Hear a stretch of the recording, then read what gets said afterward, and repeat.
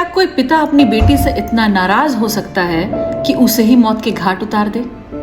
क्या एक पिता सिर्फ इसलिए गोलियां चला सकता है क्योंकि बेटी सोशल मीडिया पर एक्टिव है? या कोई बाप समाज के तानों से इतना टूट सकता है कि अपनी बेटी की जान ले ले? और उससे भी बड़ा सवाल कि एक बेटी की सफलता एक बाप के लिए बोझ बन सकती है क्या? ये कहानी है 25 साल की राधिका यादव की, एक स्टेट लेवल टेनिस प्लेयर, एक कोच, एक बेटी जिसने सब कुछ अपने दम पर हासिल किया। उसको उसी के पिता ने अपनी ही रिवॉल्वर से गोली मार दी। 10 जुलाई 2025 की सुबह राधिका यादव अपने ही घर के किचन में काम कर रही थी और तभी एक बहुत जोरदार आवाज उनके चाचा को सुनाई दी। जब उनके चाचा दौड़कर किचन में आए तो उन्हें ऐसा लगा कि प्रेशर कुकर फटा है, और जब वो किचन में आए तो उन्होंने देखा कि राधिका यादव खून में लथपथ जमीन पर गिरी हैं। बगल में उनके पिता दीपक यादव खड़े हैं, उनके हाथ में एक पिस्टल है और उन्होंने उस पिस्टल से अपनी बेटी को 5 गोलियां मारी थी। दीपक यादव स्वयं चलकर पुलिस के पास जाते हैं और कहते हैं कि मैंने अपनी बेटी की हत्या कर दी है, मुझे फांसी की सजा चाहिए। इस पूरे घटनाक्रम में जब राधिका की हत्या हुई तो एक बहुत बड़ा प्रश्न चिन्ह है कि राधिका की मां कहां थी।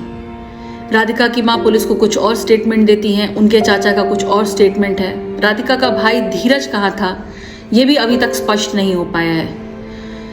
क्या परिवार का कोई और सदस्य था जिसने इस हत्या में उसके पिता का साथ दिया, या सिर्फ एक पिता की मर्दानगी पर चोट या एक पिता की गलत सोच ने एक बेटी की हत्या कर दी? एक म्यूजिक वीडियो में भी काम किया था राधिका ने, और राधिका के पिता को और भाई को ये कहीं ना कहीं नागवारा गुजरता था। उन्हें लगता था कि स्पोर्ट्स पर्सन होके ये नाच गाना कहीं ना कहीं इज्जत पर दाग लगा रहा है। तो क्या सोशल मीडिया भी एक कारण बन सकता है एक बेटी की हत्या के पीछे? दीपक यादव एक बहुत ही संपन्न परिवार के व्यक्ति थे। वो प्रॉपर्टी डीलिंग का काम करते थे गुड़गांव में, और कुछ रिपोर्ट्स के मुताबिक उन्होंने अपनी बेटी की एकेडमी में खुद ही इन्वेस्ट किया था। फिर वो क्या कारण है कि एक बेटी की कमाई एक पिता के लिए अभिशाप है और एक बेटे की कमाई पिता के लिए गर्व का अनुभव कराती है? ये इस तरह का डिफरेंस या इस तरह का भेदभाव समाज में क्यों, या इस तरह का भेदभाव इन पढ़े लिखे परिवारों में भी क्यों? राधिका सोशल मीडिया पर एक्टिव थी, रील्स बनाती थी।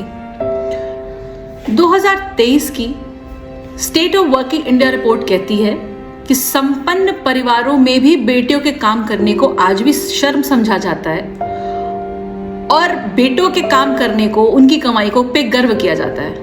और राधिका की हत्या इसी सोच का सबसे काला चेहरा है। राधिका की मौत एक हत्या या अपराध नहीं, एक चेतावनी है। चेतावनी उस समाज के लिए जो आज भी अपनी बेटियों की आजादी से डरता है। चेतावनी उस परिवार के लिए जिनकी इज्जत की परिभाषा आज भी कहीं ना कहीं उन्हीं पुरानी पद्धतियों में छिपी है, जहां बेटियों का घर से निकलना अभी भी अभिशाप माना जाता है। आज राधिका तो चली गई, पर उसने जाते आते इस समाज पर एक बहुत बड़ा प्रश्न चिन्ह खड़ा कर दिया। प्रश्न ये है कि क्या हम आज भी अपनी बेटियों की कामयाबी से डरते हैं? क्या हम उन्हें अभी भी समाज में बराबरी का हिस्सा नहीं देना चाहते?